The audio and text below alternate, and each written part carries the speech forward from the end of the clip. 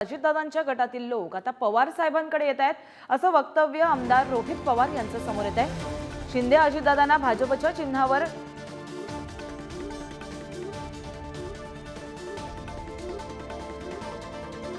दक्षिणमधून तुतारीच्या चिन्हावर उभं राहतो, काय परिस्थिती आहे का तशी वस्तुस्थिती असेल तर परत लंकेंना आपण स्वीकारणार आहोत? निलेश भाऊ लंके जेव्हा मतदारसंघामध्ये फिरत आहेत लोकसभेच्या, तेव्हा त्यांच्या पोस्टरवर पवार साहेबांचा मोठा फोटो आहे। त्या फोटोकडे बघून त्यांना प्रतिसाद चांगला मिळतोय। लंकेची स्वतःची एक स्टाईल आहे, त्यामुळे पवार साहेबांबरोबर ते असतील तर प्रतिसाद चांगला मिळेल असा एक अंदाज कुठेतरी लंकेंना आणि सगळ्यांनाच तिथं आलेला आहे। आणि ते जर येत असतील तर आम्ही त्यांना स्वागतच करू, पण अजून काही त्या बाबतीतलं स्पष्टीकरण आलेलं नाही। बघूया आज नाही तर उद्या त्या बाबतीत काय होतं।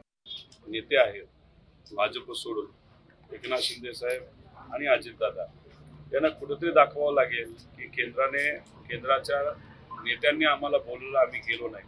पण त्यांनी कितीही काही दाखवलं तरी त्यांना जेवढं काही सीट भाजप देईल तेवढं स्वीकारावं लागणार आहे। त्या भाजप हुकुमशाही पाळणारं एक पार्टी आहे, त्यामुळे तिथं वरून जो आदेश येतो तो पाळावा लागतो। कितीही काही नाटक केलं नाही तर समजा बैठकीला गेलो तरी, त्यामुळे उद्याच्या दिवशीच कदाचित आपल्याला कळेल कोणाला 3 मिळाले तर कोणाला 6 मिळाले का 10 मिळाले, ते आपण बघूया काय होतं। योगायोगाने बैठक झाली असेल, भेट झाली असेल।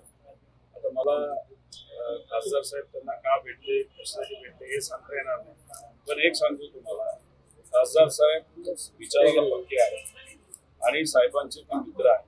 त्यामुळे तुम्हाला आणि काही राज्यकर्त्यांना जर काही वेगळं काही वाटत असेल तसं कुठेही तिथं काही घडणार नाही।